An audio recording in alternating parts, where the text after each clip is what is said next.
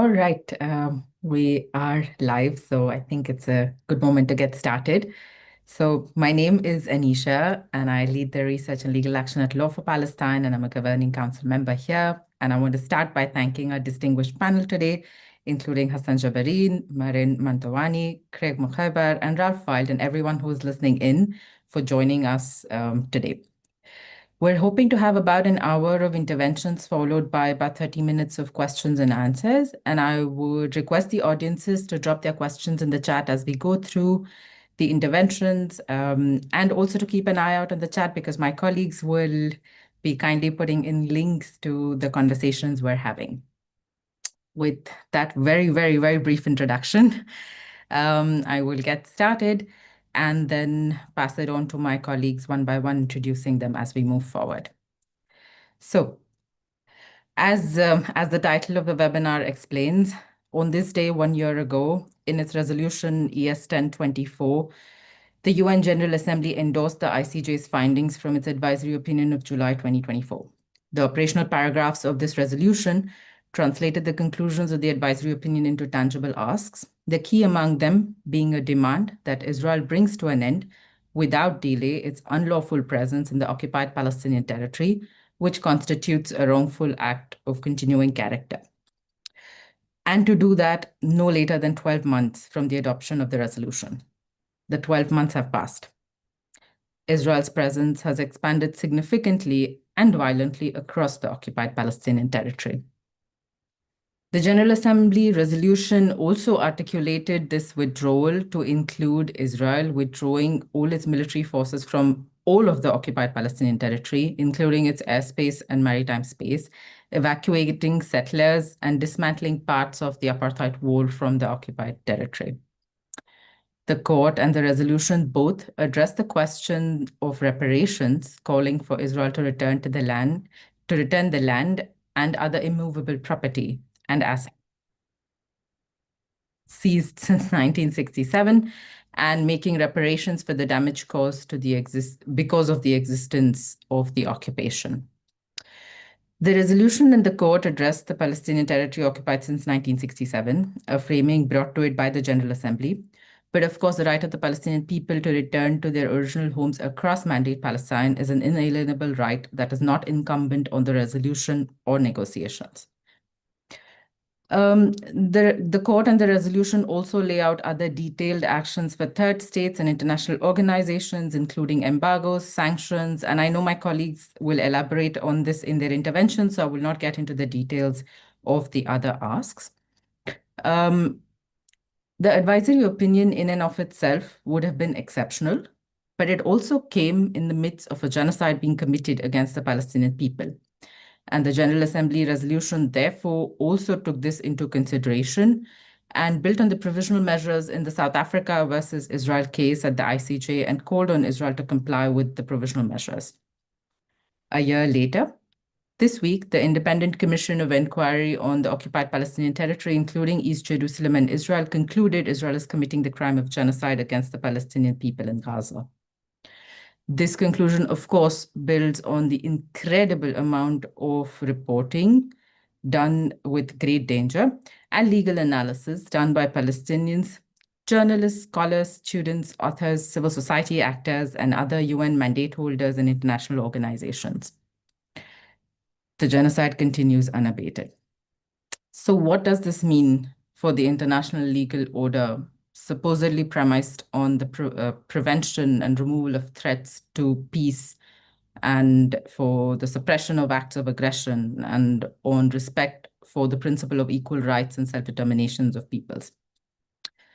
Today, I also have the task to present two points of views before I allow my colleagues to start speaking. So I will take the liberty of speaking for a bit longer than I normally would for an introduction and go on to talk about two things. One is a forthcoming paper by Law for Palestine, which includes interviews with 7 UN Special Procedure mandate holders on the responsibilities and the path forward following Israel's non-compliance with the ICJ advisory opinion and the resolution. And the second is generally the work of the Palestinian civil society with respect to the last 2 years, but also longer in terms of what is it that we're asking for. So, yeah. For the first part, Law for Palestine and the Independent Commission for Human Rights in Palestine had a chance over the last month to speak with 7 UN Special Procedures mandate holders who are frequently characterized as the eyes and ears of the Human Rights Councils, to talk with them about what their mandate kind of understands from the advisory opinion, the resolution, and how they see what the non-compliance of Israel with both these things means.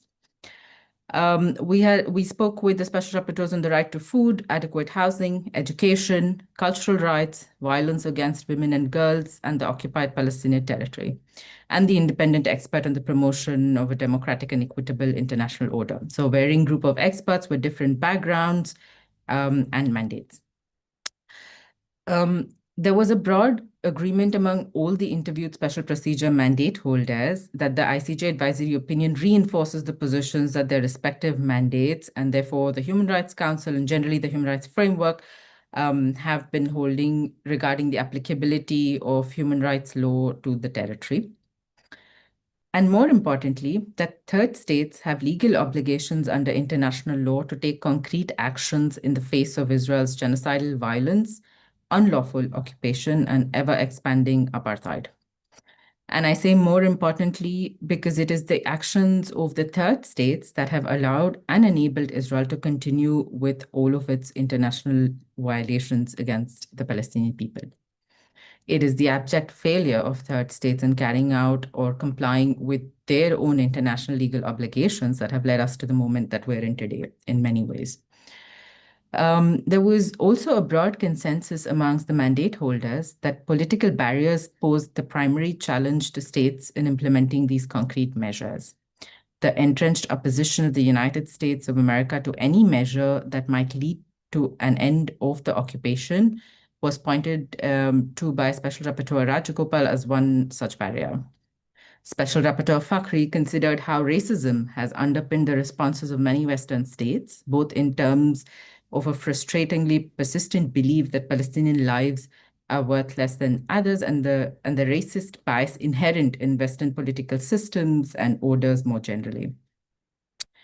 Special Rapporteur Albanese stated that economic neoliberalism has created a web of entanglement, which makes it difficult to cut ties, not just politically, but economically, and that this web extends beyond states and encompasses economic relations with private corporations that have not only tolerated Israel's crimes, but have contributed to them, normalized them, and profited from them. Independent expert George, who was also the former finance minister of Greece, highlighted the role and responsibility of corporations as one of the central issues in the emerging new multipolar world. And several mandate holders were in agreement that addressing the role of corporate entities was imperative to ending the occupation. One of the things that all the special procedures alluded to was the Hague Group as a point of cautious optimism, where states were coming together to ensure they were abiding by their own obligations as outlined in international law. And I say cautious because it remains to be seen how this plays out in real time, but that this has taken traction over the last few months has made everybody more cautious, more optimistic, sorry. On the other hand, Special Rapporteurs Fakhri and Reem Al-Salem observed how international law is being enforced by popular mobilization, for example, through the efforts of individuals and grassroots initiatives to use universal jurisdiction in domestic criminal cases and to put pressure on businesses involved in the occupation. And this sort of brings me to my second point about the Palestinian civil society, because the idea of law alone undertaking the task that we seem to ask of it is a reality that we haven't encountered in a while. So for us, it has been critical to ensure that along with the legal victories that we have managed to gather in the last few years, we've also created enough awareness and political incentives on the ground in states to act along the lines of what international law demands of their leaders. So a key exercise in the last, 2 years, but for decades before that, has been the work of bringing the right legal terminology to the conversation, to talk about apartheid, to talk about genocide, to talk about now settler colonialism extensively. And this is something that has been critical in shifting how people across the world understand the conversation around Palestine and taking it out of the framework of either conflict or a humanitarian necessity without actually identifying the root causes of it. Um, Other than that, the key asks, of course, that the unified key asks that the civil society have had is a complete embargo on arms, buying, selling, and transiting of arms, components, jet fuel, and everything that keeps the occupation, the apartheid, and the genocide sustained. The other extensive work that has been done is on economic and political sanctions. Following the advisory opinion, it has become clear that third states and everybody in their jurisdiction, so individuals and corporations, are obliged not to interact with anything that Israel does that continues to entrench its occupation. And making the distinction between financial entities that operate in Israel alone and are profiting from the OPT is a distinction that is not materially possible given the economic realities of a war economy. And therefore, economic and political sanctions have become critical. Finally, accountability at the international level, including at the ICC and the ICJ, but more importantly, at the national level, has been a key exercise of the Palestinian civil society and international civil society at large, using the mechanisms that are available in third states, such as universal jurisdiction, but also laws on supply chain due diligence and other such frameworks that allow for holding states, corporations, and individuals in both those settings, but also Israeli soldiers that are dual citizens or that are present in third territories or territories of third states has been a key exercise in trying to make this web of impunity fall apart. Before I hand over to my colleagues, I also want to mention two other initiatives that may not be unified calls of the civil society, but have been rather critical. One is that of a humanitarian convoy, and the idea is to break the siege on Gaza in all ways possible. And one of them is, of course, the Sumud flotilla that is making its way right now, a citizens-led initiative across the Mediterranean. And the other is to have a humanitarian convoy that breaks the siege over Gaza with protection of diplomats that are from third states who are discharging their obligations under international law. And finally, the idea of a protective presence that acts as a force deterring the Israeli assault on the Palestinian people in Gaza by physically being present. All the distinguished speakers today are going to speak to each of these initiatives, so I will not develop them any further. And I will actually, move on to our next speaker, Ralph Wilde. Ralph is a professor of international law at University College London and has published extensively arguing that the occupation of Palestine is illegal. He has represented the Arab League in the ICJ advisory opinion case, where his arguments have been reflected in the advisory opinion itself and in the arguments made by others, and the General Assembly resolution. Ralph will start off the discussion by explaining the legal implications of Israel's continued presence in the occupied Palestinian territory after the deadline of the General Assembly, and sharing his insights on the obligations on third states, including embargoes, sanctions, and other such frameworks. Ralph, the floor is yours. Thank you very much. It's such a pleasure and privilege to be with you. And I want to begin by thanking warmly the wonderful, talented, and very hard-working team at Law for Palestine for their vital work in general, much of which is happening behind the scenes and is very important, and also for kindly organizing this seminar. I should mention in particular Hassan Ben Imran, Isan Adel, Nuhan Fahmi, and our chair today, Anisha Patel. These events don't organize themselves, and we are all in their debt. Thank you very much. I should say also that I'm speaking today in a personal capacity only.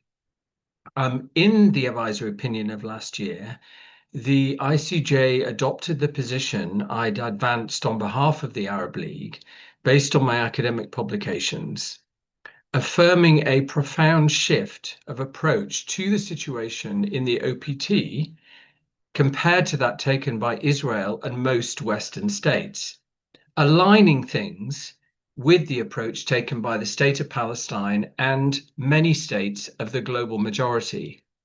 The court ruled that the Israeli presence in the OPT is illegal in not only its conduct, but also its very existence.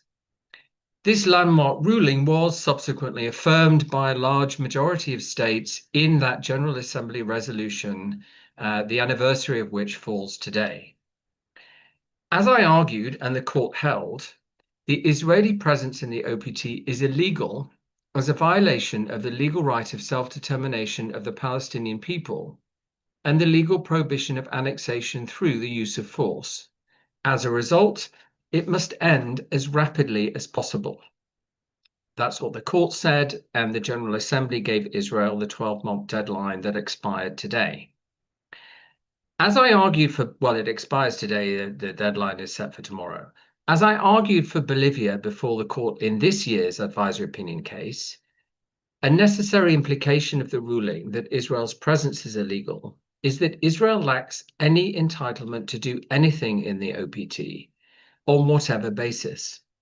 In consequence, everything it does there is illegal, not just its abusive and genocidal treatment of the Palestinian people, which is also illegal, as serious violations of international humanitarian law and violations of the prohibitions of torture and inhuman and degrading treatment, racial discrimination generally and apartheid in particular, crimes against humanity, and genocide. This also means that Israel has no legal right to decide who can enter and be present in the OPT, nor to restrict what those present can do. Now, the fundamental character of the legal rules violated by Israel in maintaining the occupation means that all states bear special legal obligations to suppress these violations. These obligations are entirely separate from and more extensive than the duties that states also have to suppress the violations of international law in Israel's discriminatory, abusive, and genocidal treatment of the Palestinian people. They're also much more fundamental and wide-ranging, since they concern the presence in the occupation in and of itself as a general matter. What I'll say now about these obligations is explained in full in an expert legal opinion I wrote for the Palestinian NGO Al-Haq Europe, based on the submissions I made for the Arab League in last year's ICJ case, and the adoption of those positions by the court in the advisory opinion and the General Assembly in that resolution adopted a year ago. The legal opinion, I believe, will be posted for the attendees of this webinar. It can also be found on the website of Al-Haq Europe in the research and publications section. Legally, all states must do three things. First, take all positive steps within their power to bring Israel's illegal presence in the OPT to an end.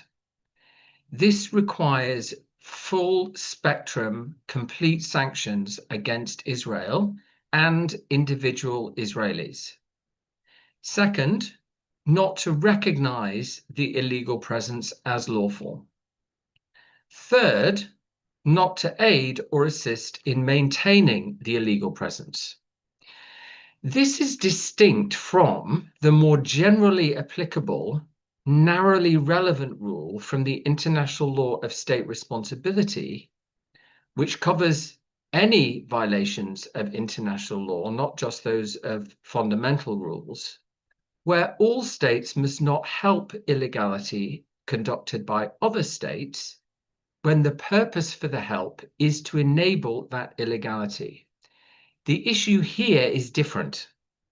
It is more simply and more broadly an obligation not to aid or assist if that will enable the illegal presence to be maintained. Whether or not the intent behind the aid or assistance is to support illegality is irrelevant. The links between the Israeli presence in the OPT on the one hand and so-called Israel proper on the other, the economy, society, military, natural resources, culture, tourism, education, and so on, are multifaceted and inextricable and go way beyond the war economy aspects that were mentioned in the introduction. In consequence, it's impossible to disaggregate relations with the Israeli state and Israeli private actors to somehow identify discrete matters not linked to the presence in the OPT. Consequently, implementing the suppression obligations requires all states to address Israel as a general matter. So, for example, with arms and forms of intelligence support and sharing, states mustn't provide any support to Israel whatsoever, not just support that might end up being used to commit serious violations of the laws of war, crimes against humanity, or genocide, since any support given is going to end up supporting the existence of the occupation one way or another. Likewise, given how the economic dimensions of the Israeli presence in the OPT, again, in a broad way, not just limited to the war economy, are inextricably linked to the Israeli economy generally, states must adopt a complete trade embargo against Israel as a general matter, including, but not limited to, an embargo of products from the settlements. Despite last year's ruling and the 12-month ago affirmation of that ruling and determination by the General Assembly, there is still widespread denial about, or at least a refusal to acknowledge, these fundamental legal issues on the part of many states. Denial about both the existential illegality of the occupation itself and also what this means for their behavior. So even the current focus on genocide, which is, of course, vital, if conducted in isolation from this bigger picture, obscures the fact that even if Israel were not committing genocide and other legal breaches in its conduct in the OPT, for example, implanting settlements, its presence would still be a breach of fundamental legal rules. States would still bear the fundamental legal duties to bring these breaches to an end. With the duty of non-recognition, then, what is needed is a profound shift of emphasis from non-recognition of the legality of certain conduct only, such as criticizing settlement expansion as illegal, to also non-recognition of the legality of the presence itself. This includes a duty not to recognize as valid Israel's justifications for that presence, including notably self-defense. Any state asserting that Israel has a right to be present in any part of the OPT, including Gaza, on the basis of a right of self-defense, breaches this duty of non-recognition. The time is long overdue for all states to face up to the exceptional character of Israel's violations of fundamental legal obligations in maintaining its presence in the OPT, and to face up to the exceptional consequential legal duties they have to suppress this. Legally, they are not disinterested bystanders, free to pick and choose whether and to what extent they address the illegality of the presence. They are required to act, and in doing so, must be comprehensive. There's an urgent legal duty to depart from partial, selective, tokenistic, and sometimes entirely symbolic gestures and statements to concrete, effective, and comprehensive action. Thank you. Thank you so much. It was very succinct as always, and I believe I already have some questions for you, but I'll wait for later. Thank you. Our next speaker today is Craig Mokhiber. Craig is an international human rights lawyer and an activist and a former senior UN human rights official. Most recently, he has written on how the UN could act today to stop the genocide in Palestine and will address the implication of Israel's non-compliance with the deadline for generally third states, the credibility of the UN, as well as the possible avenues that exist to enforce this accountability. Craig, the floor is all yours. Thank you, Anisha, and thank you to Law for Palestine for organizing this and for inviting me. And such a thrill to be on this panel with these great people who I admire very much for the terrific work they've been doing. Well, we're having this discussion today as a 2-year campaign of extermination against the Palestinian people has reached its final phase. Hundreds are murdered every day. Intentionally imposed disease and untreated wounds are killing many more. Intentionally imposed famine is killing still more. And these facts are not hidden from the world. As Ralph has underscored, the Israeli regime is on trial for genocide in the International Court of Justice. Its leaders have been indicted by the International Criminal Court for crimes against humanity. And every major international human rights organization, Palestinian human rights organization, Israeli human rights organization, UN human rights mechanisms, its special rapporteurs, its commission of inquiry, prominent human rights lawyers across the globe, credible organizations of genocide experts, they have all declared genocide in Palestine. But in the meantime, you've got the Israeli regime's leaders who are drunk with Western guaranteed impunity that are assuring the world that they are determined to continue the carnage to its logical conclusion. Now, during this period, parts of the UN have been doing heroic work. You can consider the UNRWA staff, 360 of whom have been murdered by the Israeli regime during this genocide, many of them along with their families. And the UN human rights experts like Francesca Albanese, who has faced harassment and smears and death threats and US sanctions, and yet continues to carry on her essential human rights work on behalf of the Palestinian people and on behalf of international law. But in these 2 years of an unprecedented live stream genocide, the political side of the United Nations, by which I mean the Security Council, the General Assembly, the Secretary General, his special advisors, including the Special Advisor on Genocide, and even the High Commissioner for Human Rights, have done little concrete to try to stop the genocide. And indeed, what they have done is taken refuge behind politically safe rhetoric like both sides and humanitarian aid and armed conflict between two forces, rather than the condemnation of the extermination of a people by its oppressor, or falling behind this tattered old UN trick of saying, well, only a court can declare genocide, a meaningless phrase that is an abdication of the duty of prevention, because if we wait a couple of years for a court to declare genocide, opportunities for prevention have already been missed. And I think this is made all the more worse because these officials and institutions are not powerless. They have not acted because they have chosen not to use the powers that they have. And the whole world is watching this. It has to be said that the post-war international order is hanging by a thread.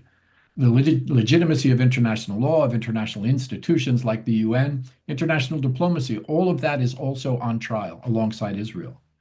And if they cannot respond effectively to 2 years of a live stream genocide, then their legitimacy and the institutions themselves may not survive this moment. And this is the moment because today, the 18th of September, is the deadline set by the UN General Assembly for Israel's compliance with its demands and those of the International Court of Justice. And that deadline has now expired. And at this point, the General Assembly has promised to adopt further measures. Of course, certain powers, the US in particular, are mobilized to stop any such measures from being adopted. But even in the face of that government instruction by a number of governments in the West, there are things that can be done right now. And I don't want to skim over this. It's important to know that at this moment, there are powerful forces in civil society that continue to make a difference. Boycott and divestment and sanctions and demonstrations and disruption and civil disobedience, education, prosecutions under universal jurisdiction, and civil cases against Israeli perpetrators in courts all around the world. All of that can be done, but we can also demand intervention and protection for the Palestinian people. And that's where this little known mechanism of Uniting for Peace comes in. This is a Cold War era resolution that was adopted in 1950 that allows the UN General Assembly, the more democratic body of the UN, where there is no veto and every country has one vote. It allows the General Assembly to take action where the Security Council is blocked by the veto of one of its permanent members. And of course, the US, a permanent member, has vetoed every meaningful resolution in the Security Council over the course of the past 2 years. So under this mechanism, the General Assembly could mandate a UN protection force to deploy in Palestine to protect civilians, ensure humanitarian aid, preserve evidence of Israeli crimes, and assist in recovery and reconstruction. This is something that could change the political incentive structure under which Israel and the US are currently operating with impunity. And this deadline of today, set by the UNGA for compliance with the court and with the GA itself, and promise of further measures, this gives us a critical moment for action. Now, I have said before that any country could individually or collectively with others legally intervene to stop the genocide in Palestine. Indeed, in the Geneva Conventions and the Genocide Convention, other sources of law, as Ralph has said, states are legally obliged to do so in the face of these kinds of atrocities. International law requires intervention. The state of Palestine has invited intervention, and Palestinian civil society has appealed for this kind of intervention. But few states have met that obligation, except perhaps arguably Yemen under Ansar Allah, which has been mercilessly attacked by US forces for doing so. And the genocide has been allowed to rage for 2 years now. That's why a multinational mandate from the UN could provide the legal and political and diplomatic cover that most states would need to participate in any kind of intervention. Now, I want to say we have to be cautious when we talk about intervention. There are many proposals for intervention. Some of these are not at all about protection for the Palestinian people, let alone their liberation. But there are two tracks that have emerged now on the international scene. One of them is focused on accountability, continuing that drumbeat that has come from the International Court of Justice, the International Criminal Court, the Special Rapporteurs, the Commission of Inquiry, global civil society, saying that this is a new moment and the era of Israeli impunity must end. International law applies to Israel. There are no exceptions. But there is a second track which is very much focused on continuing Israeli impunity and continuing the process of normalization of the Israeli regime, even in the middle of a genocide. So some of the proposals that are being circulated in the UN provide no protection at all. Just another rhetorical call for a ceasefire, humanitarian aid, release of hostages, no concrete measures to actually change the situation on the ground. Others have called for civilian monitors for Gaza. So imagine a few dozen observers in blue vests with clipboards and radios. But those kinds of human rights observers have been on the ground in Palestine before and during this current genocide. They have no deterrence capacity, no capacity to ensure the distribution of humanitarian aid, and Israel views them as no impediment at all. Others, and these are a more serious threat to accountability, such as the French and Saudi proposal for a so-called stabilization force. But the details of that proposal suggest that that kind of intervention is designed principally not to protect the Palestinian people from the Israeli regime, but rather to keep an eye on the Palestinian resistance, to renormalize the Israeli regime, even as it perpetrates genocide, and then to restore the very cruel status quo that existed before October of 2023, with the caging of the Palestinian people and their systematic annihilation. Many of these kinds of proposals are trying to distract attention away from accountability, from ending the bloody genocide that's happening right now by talking about an amorphous two-state process or recognition of a Palestinian state. That is not solidarity. That is complicity in the middle of a genocide. Many of these proposals seem to be designed to try to resume that process of normalization of the Israeli regime by resuscitating the lawless and very destructive ruse of Oslo that did so much damage over a period of 3+ decades for Palestinian human rights. And now a return to a kind of Oslo 2.0 would only be a smokescreen for Israeli impunity, where Palestinians are told they have to negotiate for their rights with their oppressor. And their rights in land are continuously eroded and the regime's status increasingly solidified and normalized. That's not the answer. The International Court of Justice, in his advisory opinion, has put that idea to rest. The Palestinian people do not have to negotiate for their rights. Those rights are a matter of international law, are guaranteed to them. Then you have Donald Trump's proposal for a direct U.S. occupation, ethnic purging, privatization, and some kind of techno-colonial domination of Gaza, showing once again how deeply dangerous the U.S. empire has become. And finally, the Israeli regime itself has suggested a kind of intervention, the deploying of a proxy occupation force that would be manned by forces from friendly Arab states that collaborate with the Israeli regime. I think that's pretty self-evident that such proposals are not about ending genocide and apartheid, they're about entrenching them. And any international law-based or human rights-based assessment has to reject those. So that brings us to the United Nations and the deadline that has been set now. And this problem of Western delegations in particular trying to forestall the ratcheting up of accountability measures by distracting the international community with these other kinds of destructive proposals. You have the Security Council scenarios. So, of course, the Security Council has the power to deploy an armed force. It can impose that force even against the will of a country under Chapter 7 of its charter. But if you recognize that the US, which is directly complicit in this genocide, the UK and France, all of which have been complicit in the genocide, they have veto power in the Council. There are only two possible outcomes from the UN Security Council. One would be a mandate that pleases the US as Israel's proxy, and therefore would be framed in a way that would be disastrous for the Palestinian people and could be imposed against the will of the Palestinians under Chapter 7. Or the second possible outcome is that the US would veto any force that would actually be helpful. So the Security Council is no venue here. It's not something that you're going to find justice by working through, but only by working around. That brings me finally to the UN General Assembly. The world does not have to surrender in the face of the US veto. The General Assembly is in meeting now. It could convene in 24 hours under the Uniting for Peace resolution. There are historical precedents, and there is a demand for this to be happening now that is also unprecedented. So if they were to adopt a resolution under Uniting for Peace with no need for Chapter 7 because of the invitation of the State of Palestine, they could call on states to adopt comprehensive sanctions and a military embargo against the Israeli regime. Now, the General Assembly cannot enforce sanctions, but it can call those sanctions, it can monitor those sanctions, it can expand those sanctions as required, and it can give multilateral diplomatic legal cover for states to implement those sanctions and embargo.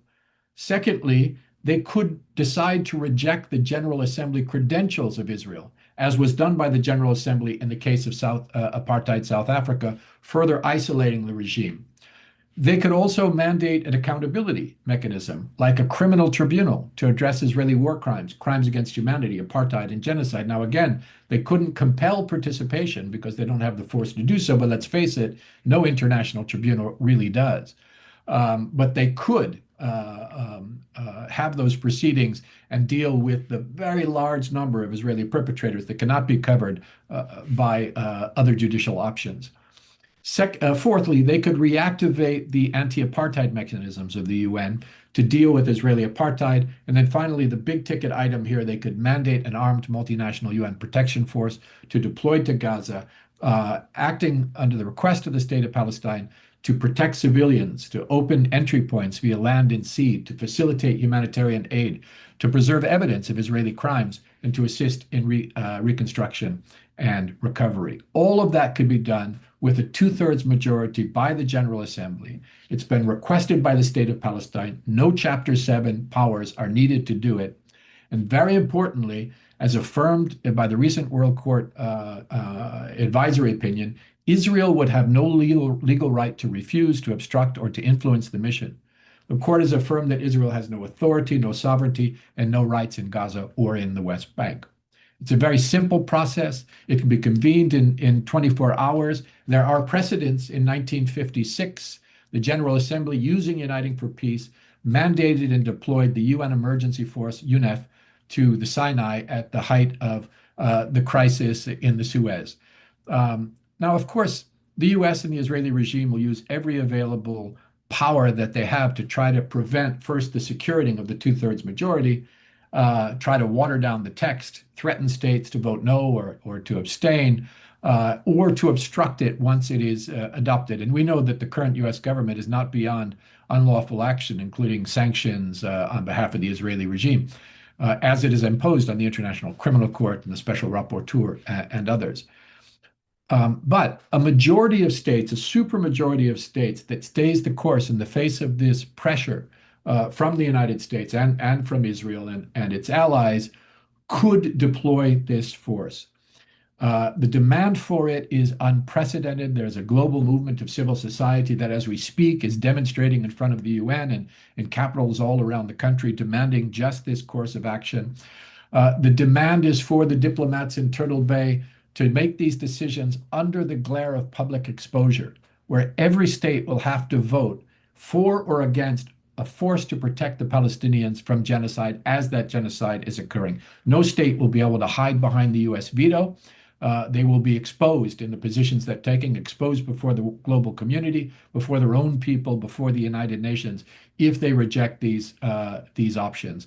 The world has a chance belatedly to intervene in a meaningful way. It only needs the political will to do so, and that will happen this week or next week, probably not beyond, or it will not happen at all. And then, to answer the question of the sustainability and the legitimacy of these international institutions, the thread by which they have been hanging could very easily snap in the near future. We are not naive. Success is not assured for any of these recommendations, but failure is guaranteed if we don't try.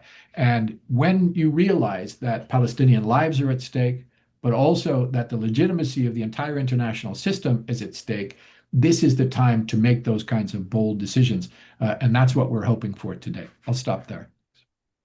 Thank you so much, Greg. I have questions, but I will hold them for later. Thanks a lot. Next, we have Maren Mantovani. Maren is a member of the International Secretariat of the Palestinian BDS National Committee, the largest coalition of Palestinian civil society leading the global BDS movement. She coordinates the BNC's campaigns and policy work to stop illegal maritime transfers to Israel.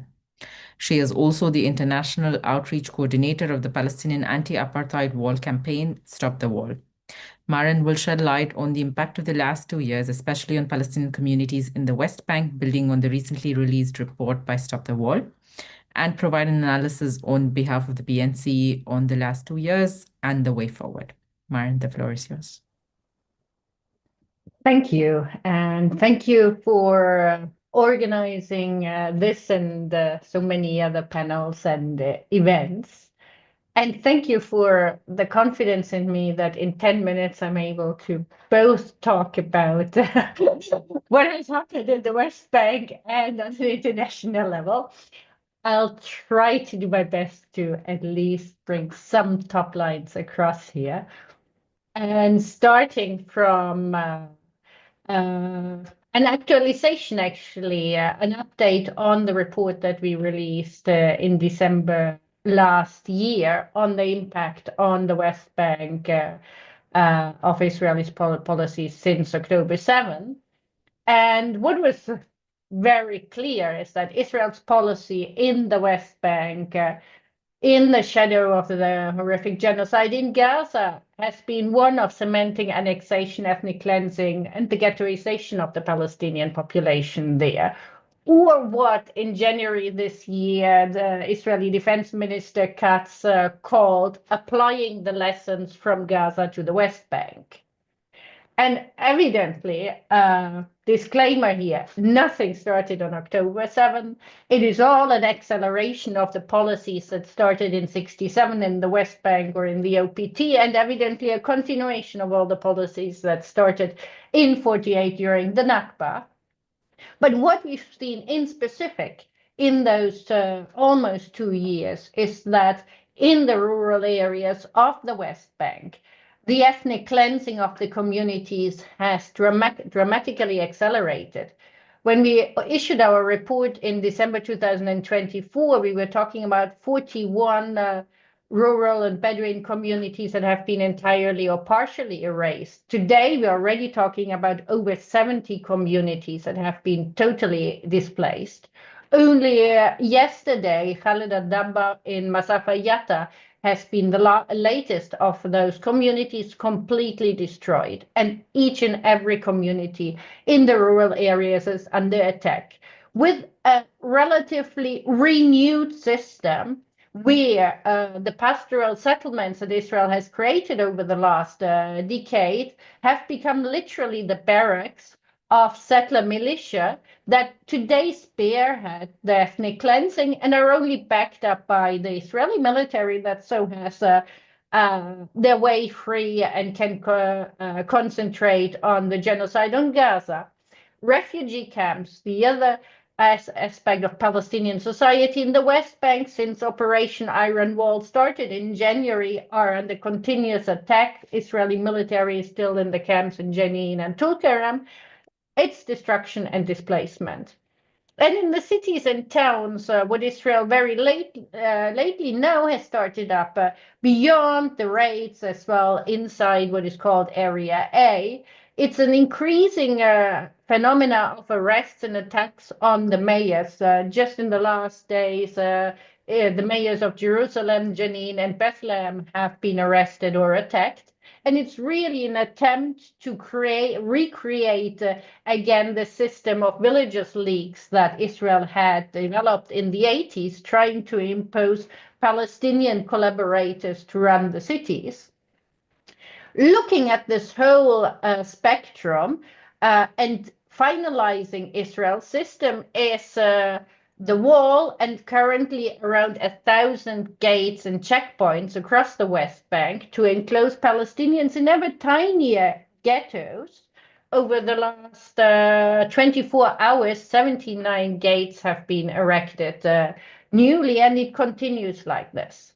This ghettoization of the Palestinian community evidently allows complete control, collective punishment whenever it is possible, and on the other hand, evidently the dispossession of all the resources, water, land, and so on, and the destruction of the economy where there are no jobs, no possibility for agriculture, and the attempt once again to destroy Palestinian society in the West Bank and literally to then apply or already start applying the lessons learned from Gaza to the West Bank. Beyond that, now in front of all of what is happening in the West Bank, Gaza, and evidently we'll hear from the 48 later from Hassan, what we are seeing here globally is that what Israel is doing is not only an aggression on the Palestinian people. In the last week alone, Israel has committed aggression against at least 4 Arab countries: Tunisia, Lebanon, Syria, and Qatar. And over the past 23 months of genocide, Israel has established, as the speakers before already said, a might makes right order, literally burying the foundations of international law. Or what Colombia's President Gustavo Petro, and I always like to quote him, he said it already in October 2023, if we do not stop it, Gaza will only be a model for a world where all of us are dispensable. So in that sense, the first ones to really mobilize, like always, were the people across the globe. And after 20 years of organizing a global BDS movement, that movement has definitely grown exponentially. In almost 130 countries, there are campaigns for BDS growing. And they have really brought forward for a strength that has forced the world's largest investment funds to divest, local governments in row, municipalities in row to cut ties with Israel, academic and cultural institutions to cut ties of complicity. When we look only at the maritime transfer of military material to Israel, it is, even though states are not acting, actually, literally already disrupted to a certain extent, where a number of ports in the Mediterranean are just being out of bounds to what we call the genocide fleet that is bringing the supplies to Israel. Genocide because the port workers, the dock workers, just would not handle and let the ship dock. The boycotts are finally hitting corporations. Looking just at Carrefour is one example that has closed shops in Kuwait, Jordan, Bahrain, and it continues. So we're really seeing to begin the results, but as well, for the first time, finally, states are taking their responsibilities, starting to take their responsibilities seriously, and to impose a regime of sanctions on apartheid Israel. It was definitely a turning point when in The Hague in January this year, a group of states met to discuss the implementation of international law, the upholding of international law in front of Palestine. And when the Hague group then met in an emergency meeting in Colombia in July this year, and 13 states issued the Bogota commitments that were pledging a comprehensive military embargo, the ban of maritime transport of military and double-use material under their flags and through their ports, bans on public and corporate assistance to Israel's crimes, and the mechanisms of accountability. And it's interesting to see that that is as well creating a ripple effect elsewhere, and especially in the colonial West. We've seen Slovenia imposing a military embargo, Belgium, Spain, Scotland, and now even the European Commission have announced military embargoes and or somehow trade sanctions or trade restrictions. And the Arab Islamic Summit in Doha a few days ago not only called against for military embargo in the review of diplomatic and economic relations, but as well for suspending Israel's membership in the United Nations. With all of that, finally, Israel is feeling the heat. And in recent days, Israel's top economists warned of an economic catastrophe in a letter to government. And Israel's top genocidaire and prime minister, Benjamin Netanyahu, warned that due to the workers' efforts and sanctions, Israel faces a future where its defense industries are blocked. That all is far too late, is far not enough, but slowly the South Africa moment is dawning upon Israeli apartheid as well. And it's when the sanctions cut the profits from the crimes, when accountability starts working, that Palestinian rights regain the value and justice can be reached. And we are close, and we need to speed up, and we need to double down. And to close up my intervention, the last point I was asked to touch is what do we think can the UN do? And I agree in many points with what the speakers before me said. It is a watershed moment for the multilateral system and the UN. And the UN is probably today at its weakest point ever in history. And Israel literally shreds the UN Charter, has declared the UN Secretary General persona non grata, killed more UN personnel than in the entire history of the UN, destroyed all UN institutions in Gaza. And all that with the backing of the US, that is then sanctioning the UN special rapporteurs and judges of the ICC and so on. But again, we don't have the luxury of despair. And in every crisis, there can be a reawakening and a rebirth. And that's what not only the Palestinians need so desperately.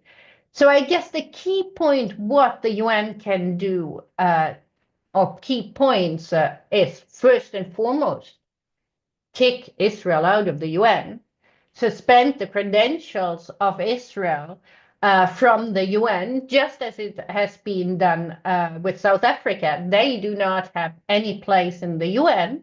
And then secondly, give value to the reports, decisions, rulings, and resolutions of the UN. As Greg said, there needs to be a mechanism to ensure implementation, control, and accountability for the UN resolution that the UNGA has voted on last year that already talked about sanctions that haven't been implemented to start with, but then as well to expand to a full military embargo, trade sanctions, and the imposition of prohibitions for corporations to be involved in Israel's crimes, sanctions, and travel bans for Israeli war criminals and genocidaires. At the time of South Africa, that was the mandate of the UN Special Committee Against Apartheid. Let's re-establish that committee or any other similar mechanism to ensure that the sanctions voted on by the UN are really implemented. Secondly, for the UN to implement ethical procurement policies and to follow the UNGA resolutions, and not to be the UN and its institutions the first ones that deal and contract with complicit corporations. And when the UN is not strong enough to impose itself on Israel, then the very least we can demand is that they kick Israel out from its forests and that they ensure that the states that form the UN uphold their obligations and put pressure on Israel and put an effective sanctions regime that is something that each and every state can do without any permission to be asked from anybody. Thank you. Thank you so much, Maren. Yeah, the questions on how do we get to that point still remain pertinent, and I will get back to you on those. Finally, we have Hassan Jabareen, who is the Director General of Adalah, an independent human rights organization and legal center that focuses on the rights of the Palestinians, citizens of Israel in particular, and generally all individuals subject to the jurisdiction of the state. Adalah has brought impact litigation cases before the Israeli Supreme Court and the lower court, spanning diverse fields, including land and planning rights, civil and political rights, and economic and social rights. Hassan will address the internal discourse within Israel regarding the ICJ opinion and the resolution, including the legal and political actors resisting the annexation.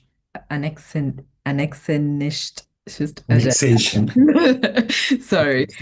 And he will also share his reflections on the current space available for Palestinian civil society to operate within Israel and the idea of the limitations in the ICJ advisory opinion to the 67 territories. Hassan, the floor is all yours. Thank you. Thank you for inviting me. Now my son entering in this moment when I started to speak. Yeah, I was asked to speak about the discourse in Israel and their opinion as Israeli society, as state regarding the ICJ decision and the United Nations General Assembly. And in fact, to speak about this opinion and to speak, just a second, Arena, please. To speak about Israel position is to speak about the realpolitik, to take us from all the norms of the UN, all the international norms, and to see what the realpolitik is doing. In fact, today is the 18th of September 2025, which marks the expiry of the 12-month deadline set by the UN Assembly for Israel to end the occupation. But if we look to the Israeli media, to Israeli website, to leading a newspaper to the conservative and the liberal and the progressive, we will find no item about this subject. This subject is only subject that we are speaking about it in this forum. No journalist in Israel mentioned that today is the 12-month deadline. No, any journalist wrote articles about this day. Even if we speak about non-Zionist left liberal journalists, they didn't write. Not because they perceive it as not important, not because they don't respect the international law. No, in fact, because they respect the international law and they see that this time, this era, we live the fall of the rule of law of international law. This, what I am portraying, come and to tell us that we are in our era. We are not in the era of the 90s of the previous century when the international law was dominant, when the subjects of globalization were important, where decisions of the ICJ or the ICC was hitting the news, even in Israel when it's against Israel. Today, we are in our era. Israel today is committing genocide. This is the first live genocide in the modern history that all of us see it live. Despite that, we still discuss whether the people are allowed for humanitarian aid or not. We still discuss whether starvation is reaching a level that we cannot come back from that. We are still discussing whether any state, even Egypt, will send humanitarian aid for the people. And for Israel, also there is shift in Israel legal discourse. In the past wars, Israel was trying and attempting, despite the fact that committed war crimes during the wars in the past, but they try to show all the time and to explain that their act is proportional act, and they are giving and providing humanitarian aid during the war. This time in the media and the ministers of Israel, the Minister of Defense, all of them are proud that we cut the humanitarian aid. And they are showing how buildings in Gaza are destroyed as matter of pride. Let our people see our revenge. In the past, those scenes and this rhetoric didn't pass, wasn't there, was legal discourse. Try to show that Israel trying its best to comply and to apply the international law, although we knew that wasn't. So now even this rhetoric is not, let me speak, I have with people, more than 60 people. Please, Rina, all the world now watching me, shutting them out of my kid. And now, even this, the discourse itself was shifted. What the question now? Not whether Israel ready to accept or not ready to accept. The question is why there is shift. Why Israeli society, Israeli media, Israeli legal scholars, the Attorney General of the state, Israel Prime Minister, the Minister of Defense of Israel, because I think that they notice that they are contributing to the fall and the weakness of the international law. And this came mainly because of the position of the United States led by President Trump. President Trump took actions clearly that show that it's legitimate not to respect the international law. It acts against the ICC staff members. It acts against the prosecutor of the ICC. It acts and orders against the judges of the justices of the ICC.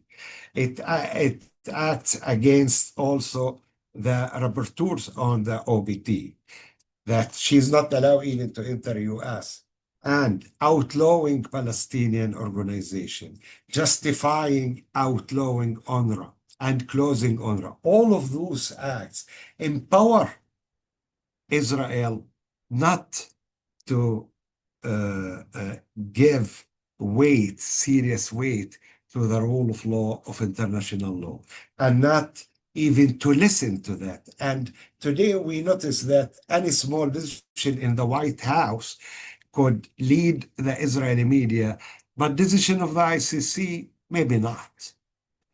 Now, this we have to notice that we are really in a different era. The history of Israel politics and foreign politics all the time follow the United States. United States was all the time the balance factor for Israel. Like in one like ask Israel, at least in its rhetoric, to try to show that it's really and to show its political will to respect the international law. It doesn't mean that Israel did, but at least in the level of the rhetoric.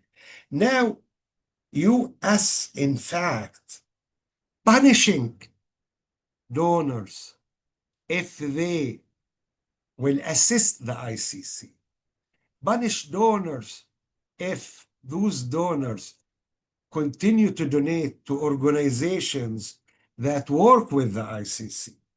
Now, we also, the civil society, rely heavily on the American civil society. American civil society is part of our empowerment factors. And now this factor became weak and paralyzed because the American law.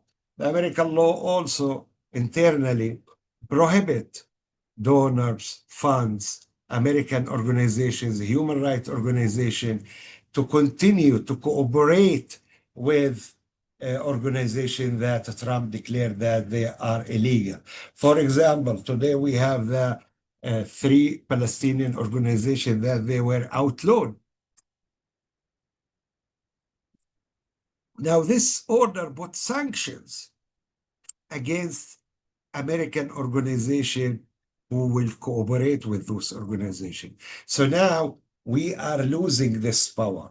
We are losing the donors, and we are losing also the support of the American human rights organization. So it's not something that easy to come and to say, well, this is only position of Trump.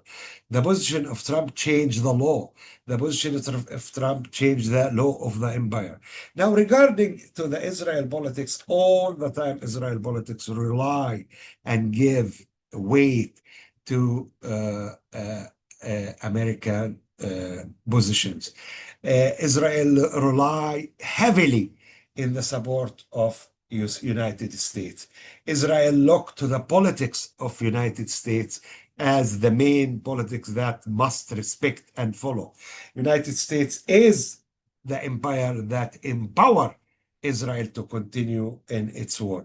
So the only thing that we see in Israel discourse that affect the Israel discourse is the position of the White House. Now, why also the Israel left today is weak?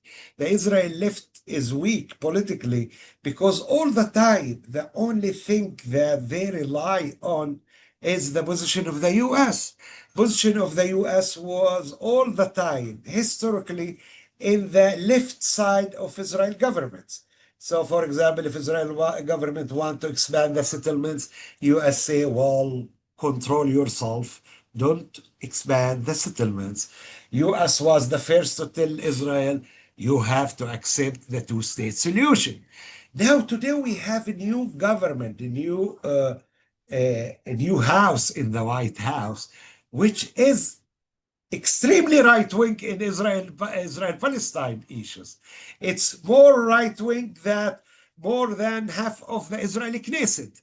So in this case, the Israeli left doesn't have any state or foreign factor to rely on in order to convince the Israelis to be against this government. Now we see that many demonstrations in Israel against the Israeli government. We see every Saturday thousands of people are demonstrating against this government, but they are demonstrating against this government because of internal issues, not to leave and to respect the international law, not to end the occupation. We don't have any political power in Israel calling for ending the occupation. Their position because of the hostages. The Israeli hostages should come back.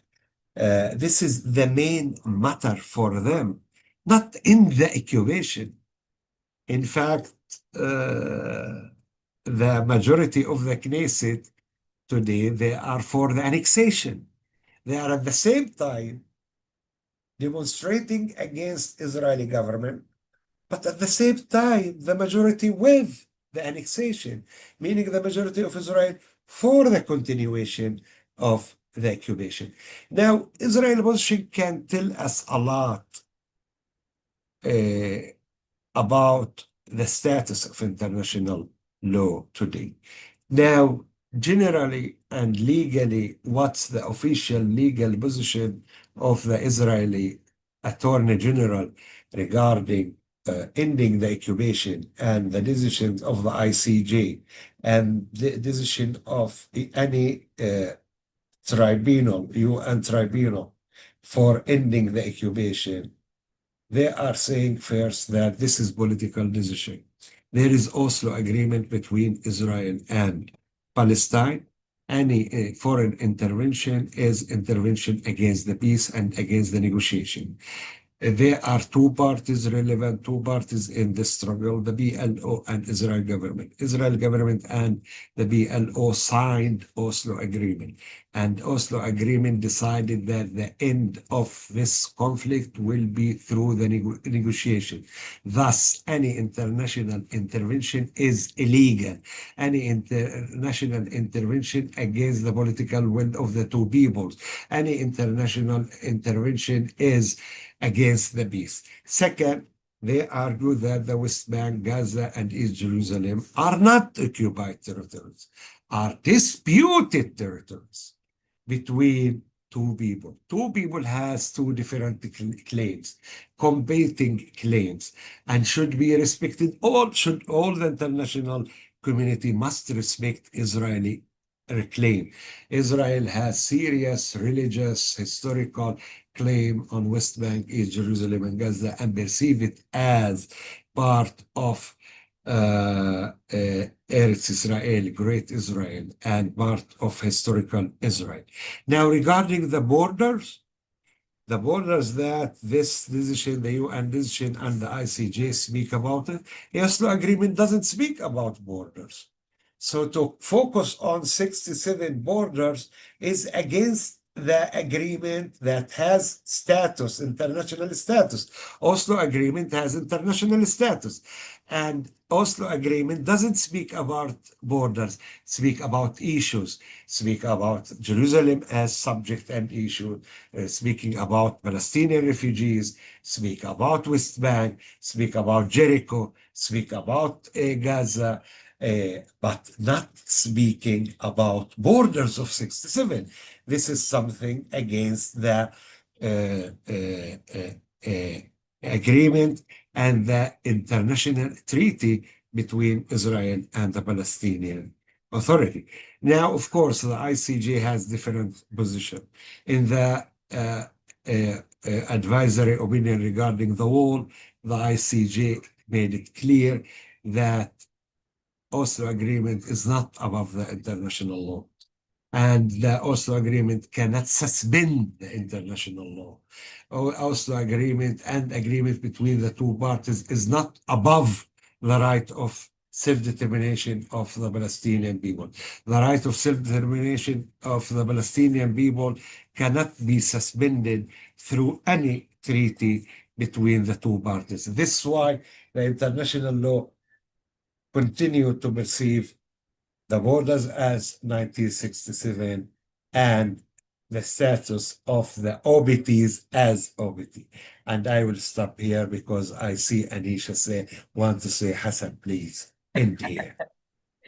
Thank you so much. I think your intervention is extremely critical, and I think we've gone a bit over time, but I'm still happy to do a round of questions because I think we've kind of covered what is happening in Israel, what is happening in the occupied Palestinian territory, and what is happening at the international level, and how the law frames this. So since we've gone through all of these, and we have some exceptional questions in the chat, but I'm going to actually ask.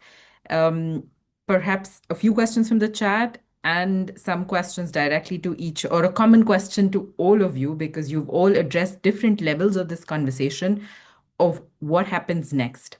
So to Ralph, what is the next legal avenue that we have? For Maren, reiterating a question from the chat, you say, how do you say that the civil society action has any effect? How do we make sure that this actually works out in the time frame that we need it to save the Palestinian people from a complete annihilation? For Craig, what is the feasibility of a protective presence when we can't even manage to get a bag of flour inside at this point? So how do you see what happens next from that? And for Hassan, with the way this is spiraling within Israel also, where does the conversation go next? A complete annexation? And then what?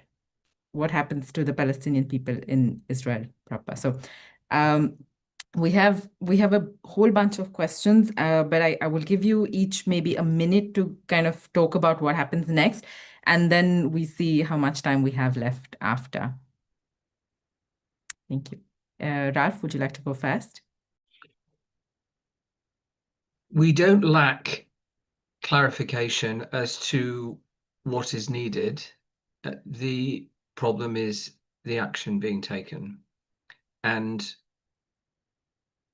the only thing that's left is us, people, taking action directly, individually, collectively, politically, to seek to enforce these requirements.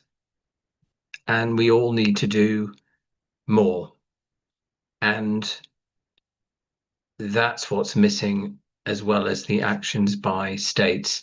And many of these things that states are required to do effectively, although the obligations are binding only on the states, are relevant to our own individual behavior.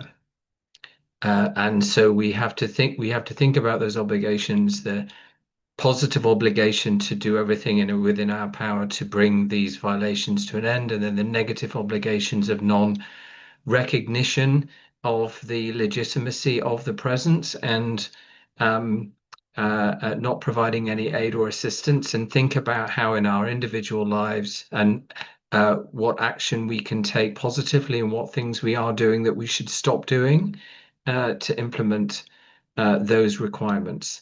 And of course, that's where BDS is so vital and provides a guide for individual and collective action. And so I would encourage everyone to look at the BDS resources that are available in that regard, which of course have been there for a long time. And now the significance of that is becoming apparent to a broader group of people, but that significance was long there. Thanks.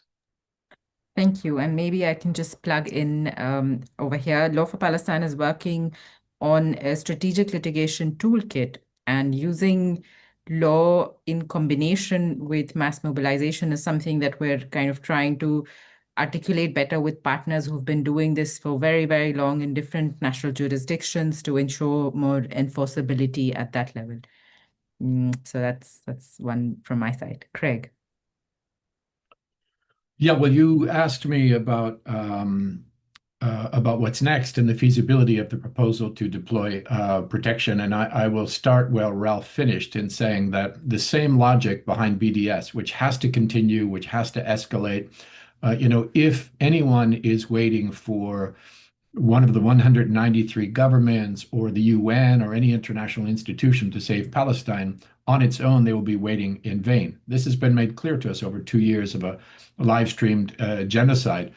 The logic of BDS and the logic of the movement around pressing for protection is that you take action as human beings collectively. You drive the conversation into the light against the will of governments and some international institutions, some actors in international institutions. For the protection force, if it were left to the diplomats in Turtle Bay, you'd get another meaningless resolution that says that there should be a ceasefire, blah, blah, blah, all that sort of thing, with no practical elements in there. And what we're trying to do is to bring this conversation out into the light and to force delegations to consider the issue of mandating a protection force.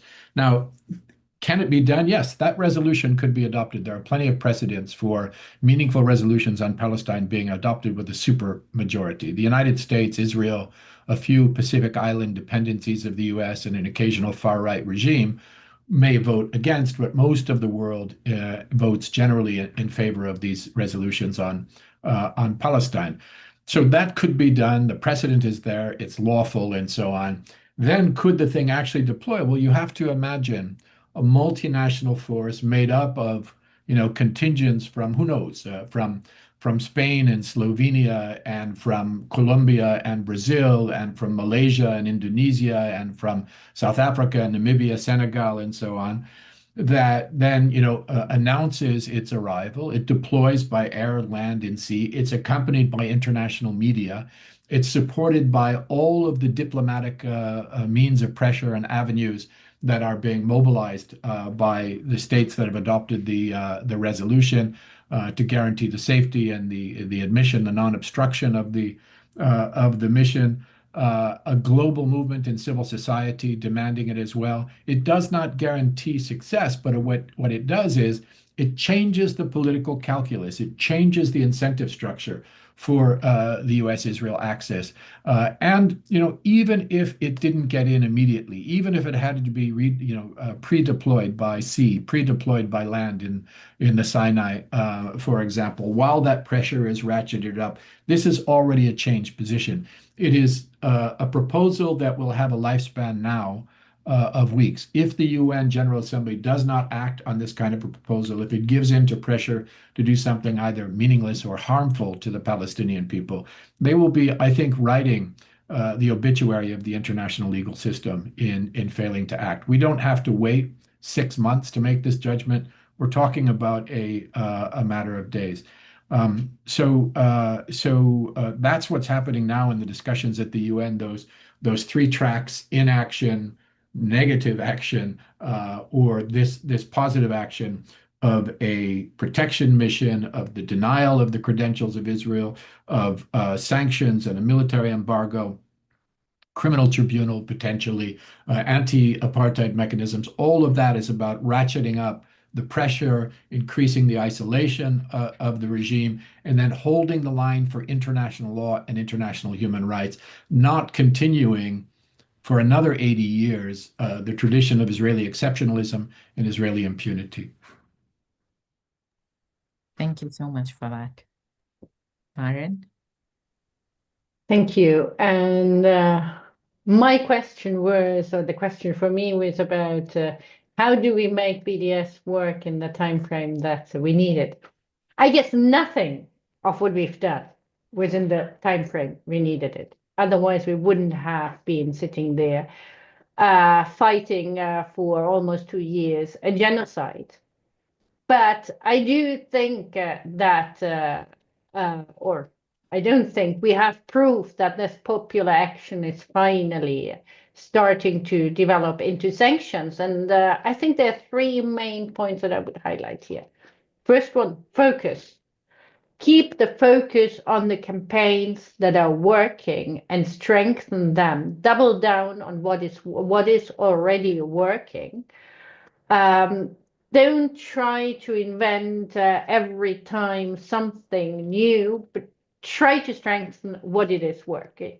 I think that's what we need to get going. The second point is the question of mobilizing. What are the kind of elements in our societies that have not been mobilized yet, but that are susceptible, that we can mobilize? Finally, we see trade unions joining in that have been for far too long silent.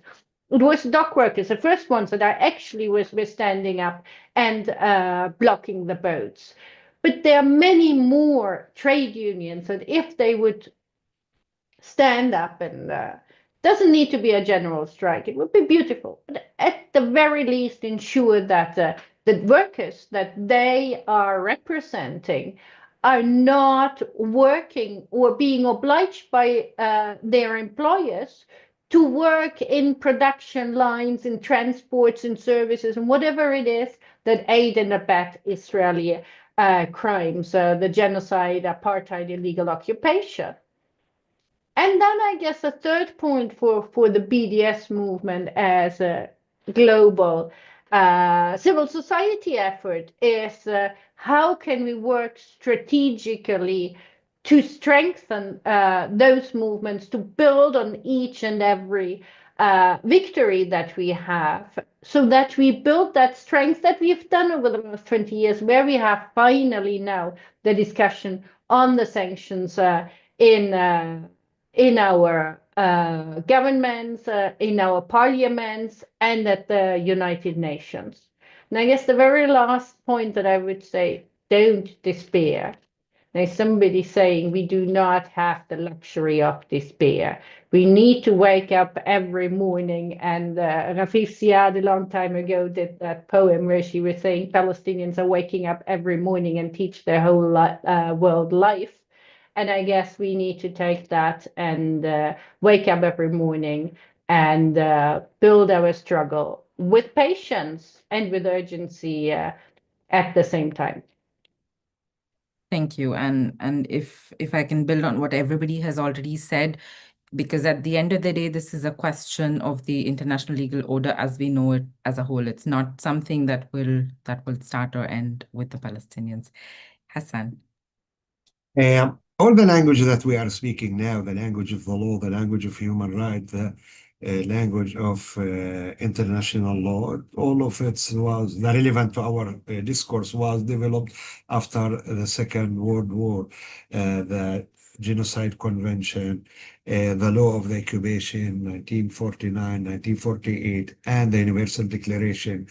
All of this was developed immediately after the war, and we know that was historical moment, was constitutional moment in the history of the language of the rights, which when the media, the international media, and the world was exposed to what was happening on the camps of the Nazi camps, and they saw the horrible things. And at that moment, the language was changed.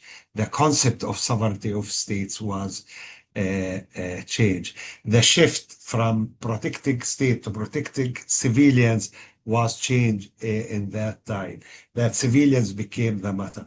Now I think about our discussion, we don't know what the next step will be. We don't know about what tomorrow will happen, because also we still living the one of the most crucial constitutional political moment since the Second World War. We now seeing the genocide. Our question will be how the response of the world will be when the international media enter Gaza and see the horrible things in Gaza, and see for the first time that you are not speaking about genociding bodies. You are not speaking about killing bodies only. You are killing geography. You are killing buildings, houses, schools, universities, churches, mosques, archaeology, and you erasing geographical sites. You erasing a place from the memory of the world, from the map of the world, and bodies. And we will find that Gaza is the place that has the highest number of disabled chair wheels in the war. So what the response of the world will be, this is the question. Maybe the world will switch to language of accountability and who is responsible for this crime. And more than whether to withdraw from West Bank or not, maybe will be beyond that question. So this is why for me it's very difficult to answer what next, because we don't know how the discourse will be built. I am a person who believes that in this conflict, there are three constitutional moments. Each of one create a new political question. Each one create a new political situation. 1948, 1967, and now October 7. Now we still live this point, so I don't know to answer any question about the future. Whether this will lead to annexation, maybe because Israel committing genocide. Why not to annex? Well, maybe because Israel committed genocide, Israel would dare, and the world will say, that's it. Enough is enough. So we don't know.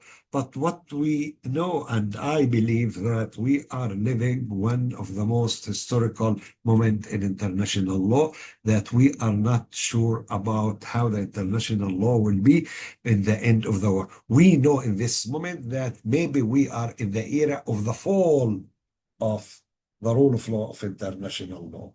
We are in the weakest point since 1948 of the international. Thank you. Thank you so much. I know we're a bit over time, so I'm going to ask quickly if anybody has any last remarks to make, any last interventions. All right. I want to thank all of you for your incredibly sharp interventions this evening for me in Berlin here. It's a whole host of different strategies that we need to all mobilize collectively at all levels that we operate in. And we all on this panel come from very, very different backgrounds of work. But at the end of the day, without actually combining all of these strategies towards the end goal of Palestinian self-determination, or if I may, liberation, I think we're going to fall short. So I feel like it's about kind of bringing all these complementary strategies together, prioritizing one over the other in the moment that we find ourselves, and kind of, using the law, leveraging the law in service of liberation and not the other way around. Thank you to all our panelists, our audiences, and of course, all my colleagues at Law for Palestine. Thanks. Thank you. Thank you. Thank you.